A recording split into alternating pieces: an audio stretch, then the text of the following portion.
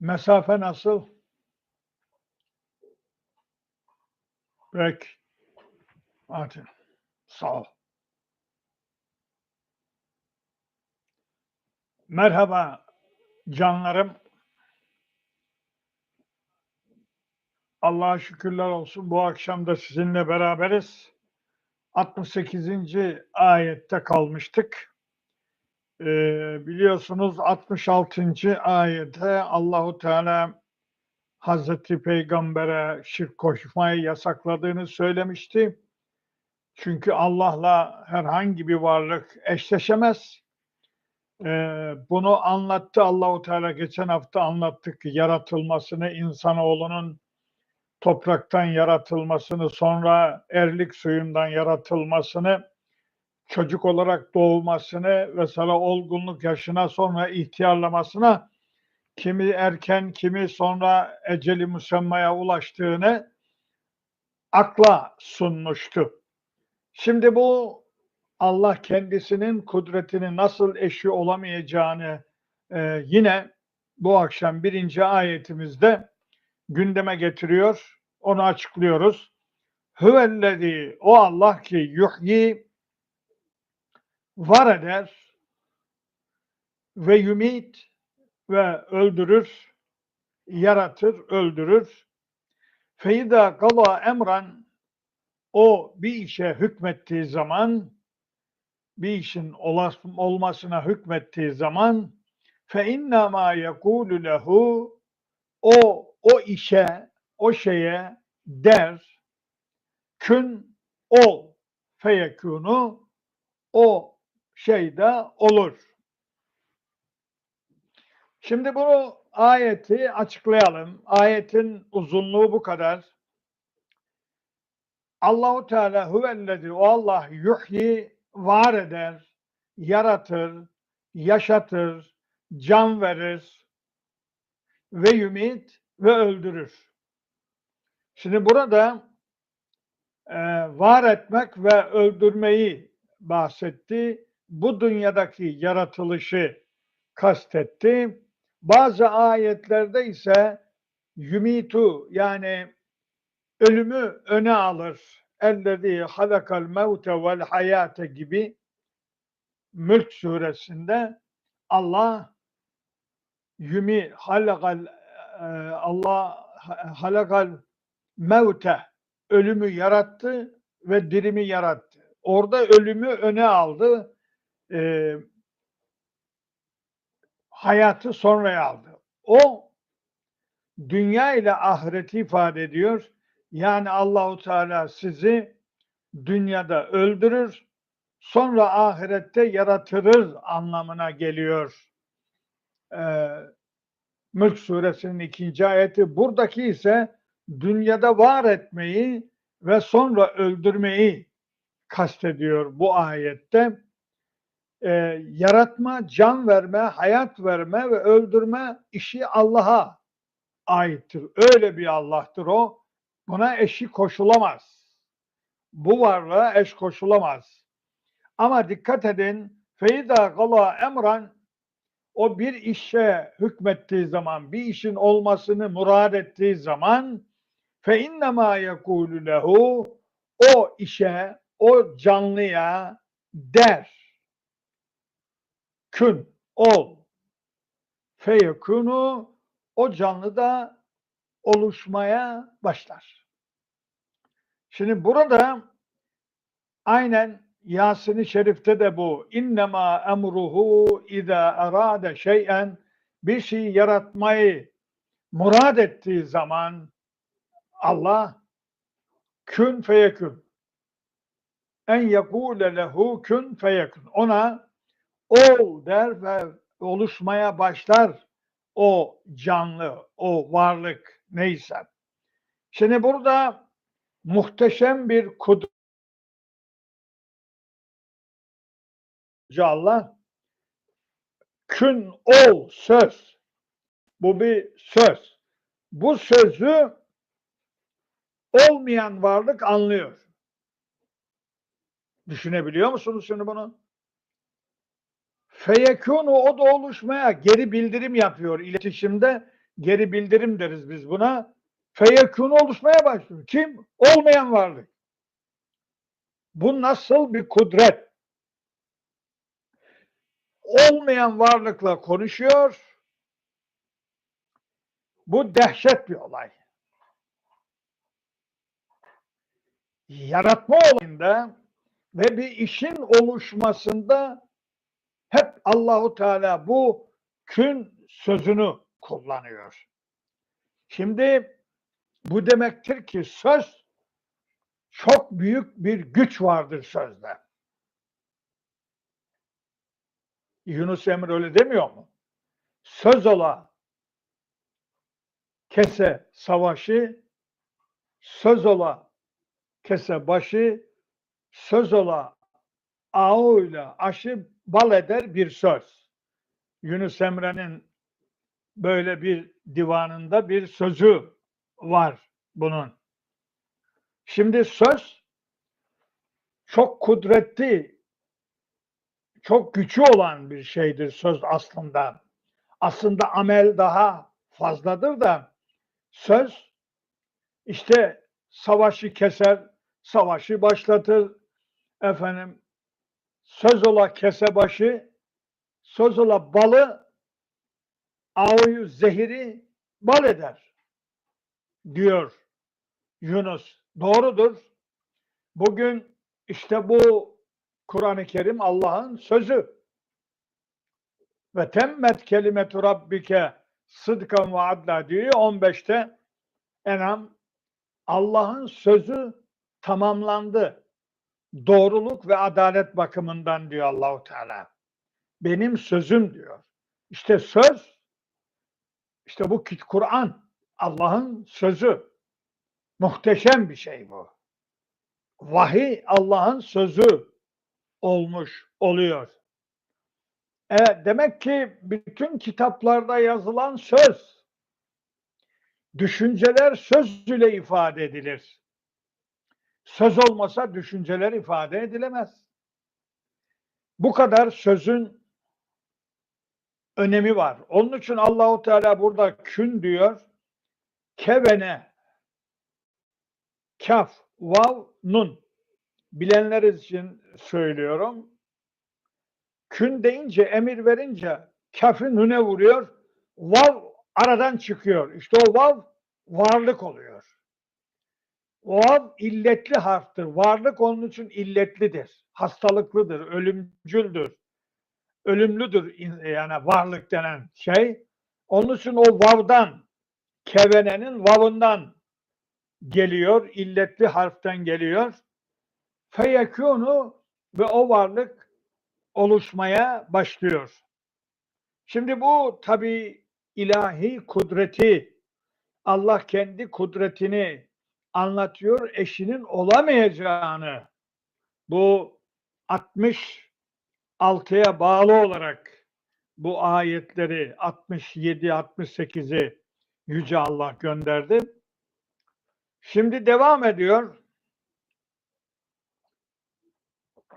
Yüce Allah azıcık konuyu değiştiriyor. Elem tera, görmedin mi? İlellezine yücadilûne fî âyâtillah. Allah'ın ayetleriyle mücadele verenleri görmedin mi? Enna yusrafun. Nasıl da yoldan çıkarılıyorlar, nasıl da döndürülüyorlar. Yani bu nasılına bakacaksın diyor Allah-u Teala. Biliyorsunuz bilim yapılırken neden, niçin, nasıl, ne zaman sorularına cevap verir bilim, biliyorsunuz. İşte burada da Allah bilim yaptığı için nasılını ortaya çıkartıyor. Nasıl da döndürülüyorlar. Şimdi burada çok ilginç bir şey. İnsanoğlu Allah'ın ayetleriyle mücadele veriyor. O ayetler nedir? O ayetler tabiat kitabının ayetleridir. Evet. Tabiat kitabının ayetleridir yani. Bunu böyle anlayacaksın. Çünkü tabiat kitabının içindeki olan tabiat kanunları Allah'ın mucizesidir. Onun için onlara ayet diyor Allahu Teala. Mesela Fussilet suresinin 53. ayetinde de ufukta, dış alemdeki bütün şeylere ayet diyor. Senurihim ayatina fil afak. Dış alemdeki ayetlerimi onlara göstereceğim, öğreteceğim diyor Allahu Teala. Demek ki tabiat kanunları da aynen Kur'an-ı Kerim'in ayetleri gibi ayettirler.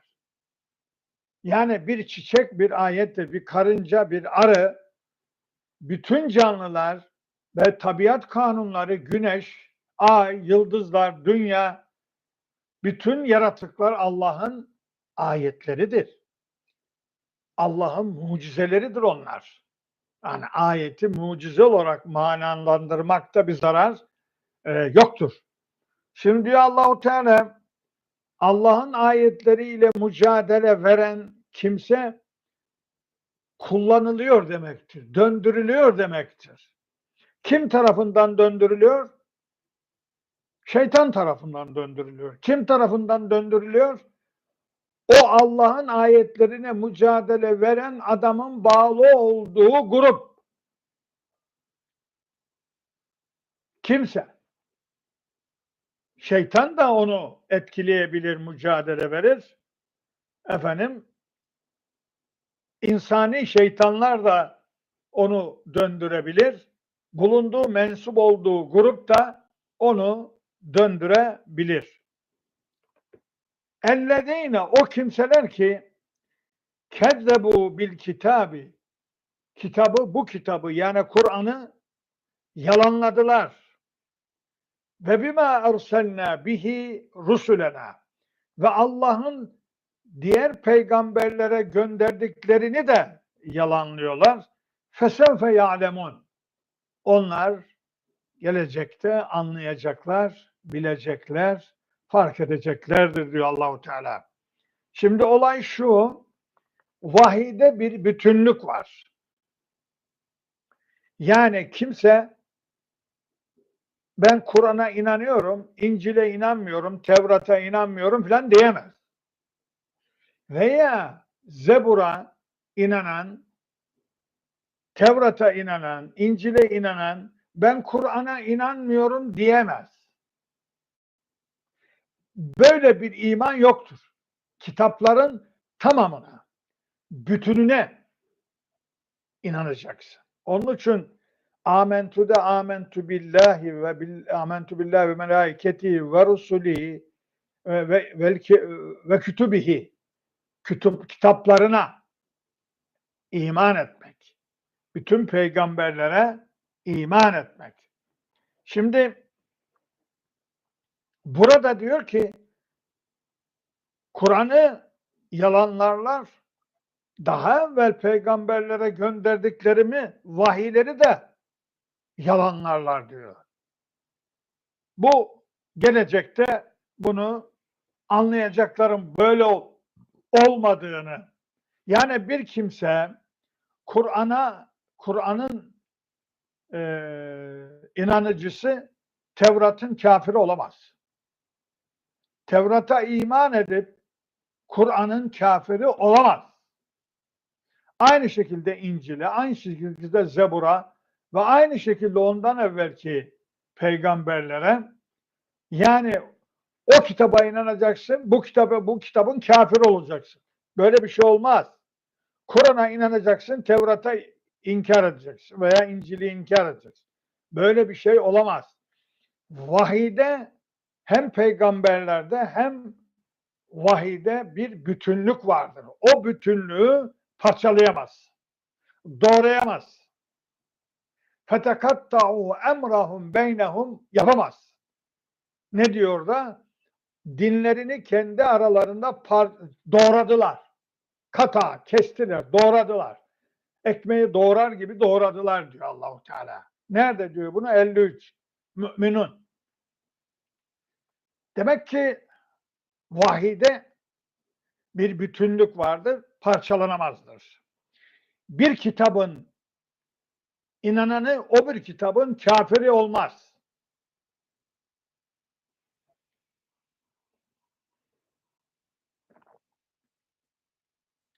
Devam ediyor. Böyle olanlara ne olacak?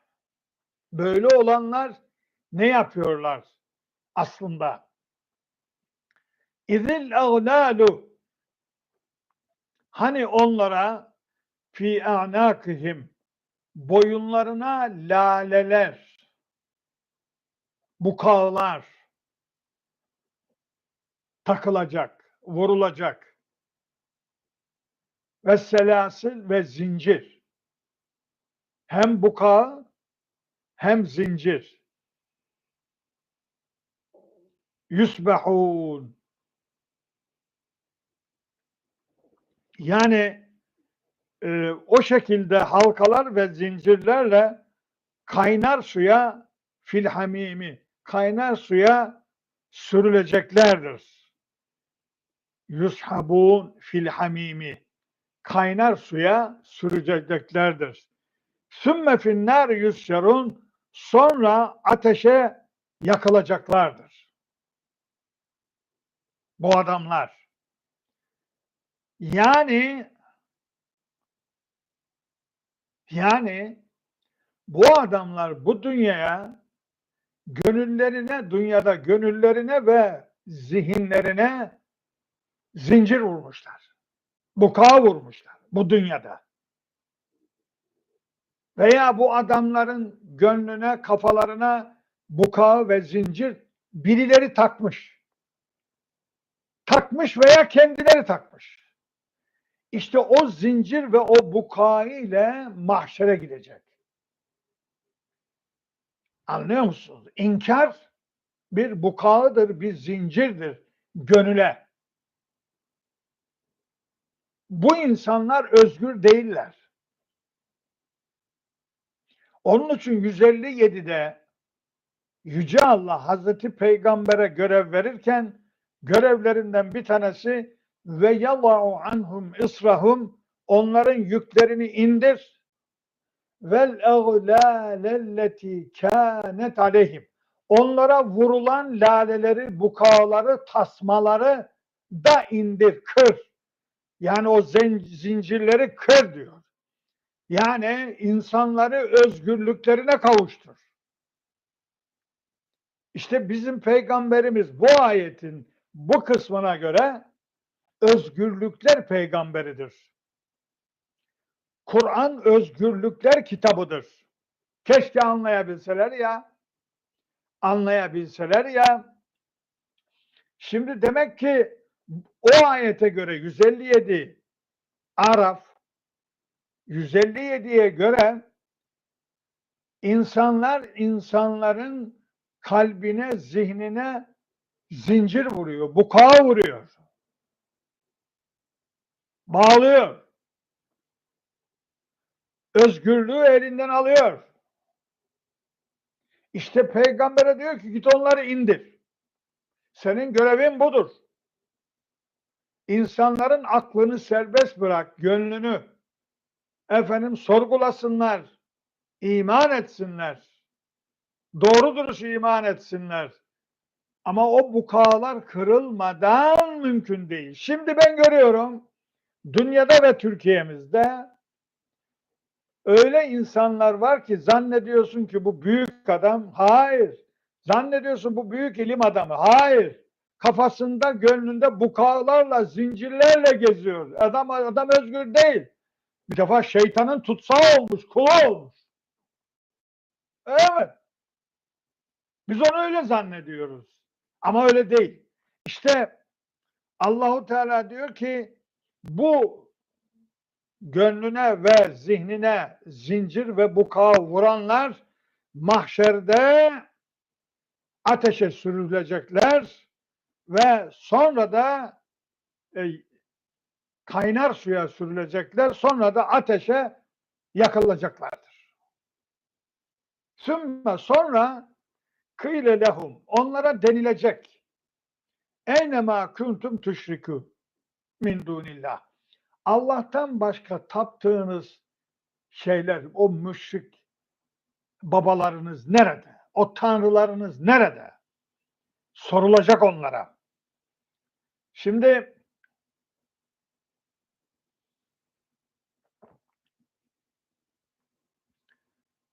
Kâlû diyecekler. Lallu anna. Onlar bizden uzaklaştı.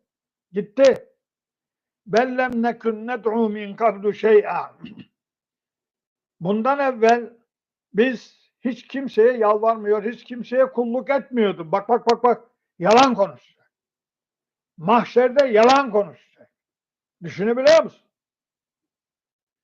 Yani mahşerde yalan konuşma var mı hoca? Var var. Şimdi onu o kadar güzel anlatıyor ki. Burada da var da. Yani başka bir şeyde götüreyim sizi. En'am tam açtım orası geldi bak. Şimdi diyor ki Allahu Teala ve yevme nehşuruhum cemi'an. Onların hepsini toplayacağım mahşerde. Sümme nekûlu lillezîne eşrekû. Şirk koşanlara diyeceğim. Eyne şurakâkumullezîne kuntum tez'umûn. Boşuna davasını güttüğünüz, boş yere davasını güttüğünüz o tanrılarınız nerede diye o müşriklere soracağım. Sümme lem tekun fitnetuhum. Sonra onların mazereti illa en galu demeleri olacak. Vallahi Rabbina, Rabbimize yemin olsun ki ma kunna müşrikin. Biz şirk koşmuyorduk diyecekler. Bunun üzerine Allah bakın peygambere ne diyecek? Unzur bak keyfe kedebu ala enfusi. Kendi öz benliklerine nasıl yalan söylediklerine bir bak. Demek ki müşrikler, kafirler mahşerde yalan konuşacak. Allah Allah! Yani orada yalan olur mu ya? Aha işte burada da var, orada da var. Yalan konuşacak.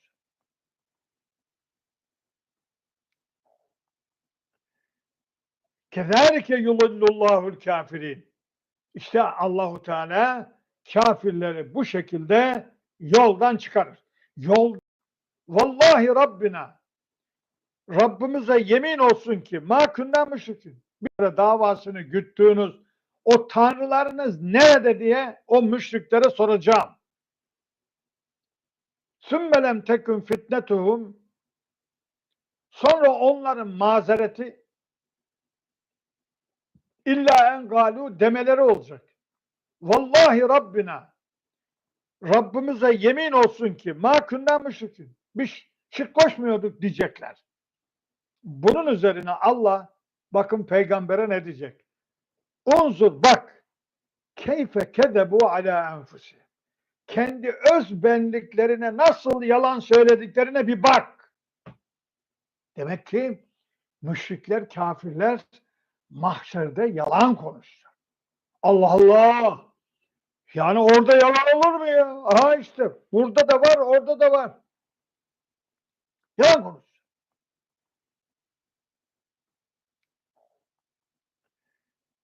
Kezalike yudillullahul kafirin. İşte Allahu Teala kafirleri bu şekilde yoldan çıkarır. Yoldan çıkmalarını onaylar, damgalar, onay verir. Kendisi çıkartmaz da onaylar, tespit eder. Zâliküm, işte siz bima kuntum tefrahûne fil ard. Yeryüzünde şımarıyordunuz. Aha bizim şımarıklar var ya, şımarıyorlar yani. Anlıyor musun? Şımarık anlıyorsun değil mi? İstakoz diyor, gösteriyor. Şımarmış adam. Zenginleşmiş, Maldivlere gidiyor, söylüyor efendim. Ha, şımarmış adam. Gösteriş yapıyor efendim. Mercedeslere biniyor yakal. Tefrahun. Şımarmak. Fil ard bi gayril hak, haksız yere. Ve bima kuntum temrahun. Ve taşkınlık yapmanızdan dolayıdır bu azap size. Allah diyecek. Taşkınlık yapmak, haddi aşmak. Yani sınırı, Allah'ın sınırını aşmak. Temrahun, tefrahun, şımarmak, kibirlenmek, Şımarmak, bunu anlıyorsunuz değil mi? Cevabını verdim. O efendim saçlarına dolarlar takanlar efendim falan bir şeyler falan var ya ha. İşte o şımarıklık. O haddi aşma. Meraha. Meraha aslında kibir manasına da geliyor. Efendim ve la temşi fil ardı meraha. İsra suresinde söyler. Efendim işte bunu yapmanızdan dolayıdır bu sizin ateşe gitmeniz. Yani şımarıklık ve haddi aşmaktır Allah'ın ayetleriyle mücadele vermek ve Allah'tan başkasını Tanrı edinmek. Bu bir efendim haddi aşmadır. Allah diyecek ki udhulu giriniz ebvabe cehenneme halidine fiha. Cehennemin kapılarından giriniz. Halidine fiha. Orada uzun süre kalınız. Febi'se mesvel mütekebbirin. Kibir yapanların mekanı ne kötüdür. Barınağı ne kötüdür diyor. Şimdi değerli kardeşlerim, cehennemin kapılarından girin diyor ama kaç kapısı var? 7 kapısı var. Neye göre? Hicr suresindeki ayete göre. Biz şimdi tabii burada konuşamayız.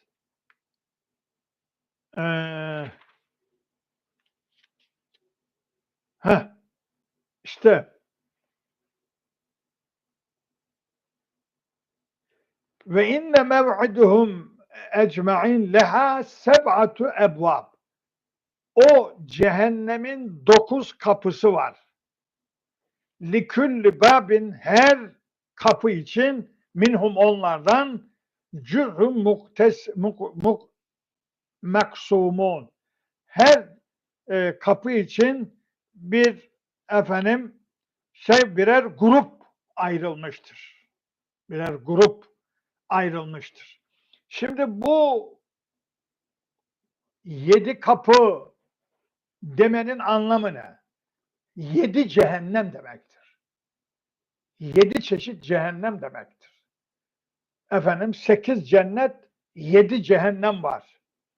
Bu kapılar o cehenneme açılıyor. Anlıyor musunuz? Herkes kendi günahına, suçuna göre o cehennemlerde yer alacak. Mesela bir tanesi nedir? Hutame cehennemi.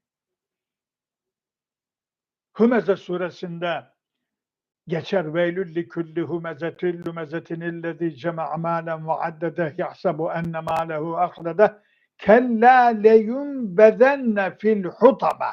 Hayır Allah diyor. Onlar hutameye atılacak. Hutame cehennemi. Mesela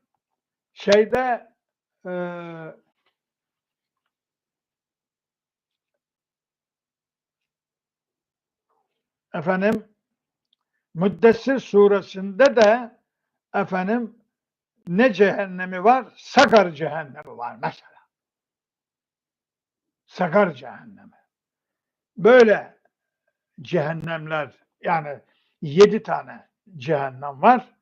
Bu adamlar, bu müşrikler, bu Allah'ın ayetleriyle mücadele verenler, Kur'an'ı ve daha evvelki vahiyleri inkar edenler, vahyin bütünlüğünü bozanlar, doğrayanlar, efendim bu 7 cehennemden birine girecek. İşte burada diyor Allahu Teala, bütün bu inkarın sebepleri, şımarıklığın ve haddi aşmanın sebebinin altında sebep olarak mütekebbirlik var, kibir var. Allah bizi kibirden uzak eylesin.